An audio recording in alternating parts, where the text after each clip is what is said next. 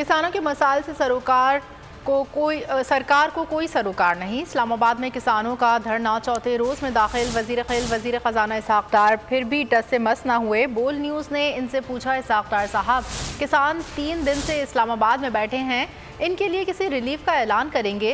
तो इसहाक डार बोले, इस पर फिर बात होगी। हर किसी को अपनी अपनी जिम्मेदारियां हैं, वो दूसरी वजारतों वाले कर रहे हैं। किसान धरना लिए बैठे, उनके लिए बस उसके लिए कल फिर बात होगी। हर एक की अपनी अपनी यहाँ जिम्मेदारी है, उससे डील कर रहे 2 मिनिस्टर। ये किसान धरना लिए बैठे, उनके लिए बस उसके लिए कल फिर बात होगी। हर एक की अपनी अपनी यहाँ जिम्मेदारी है, उससे डील कर रहे 2 मिनिस्टर।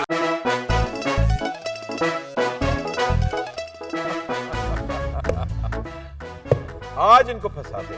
बताओ, ऑक्सीजन का क्या फॉर्मूला है? O2 इंसानी आंख कितने मेगापिक्सल है? 576 मेगापिक्सल।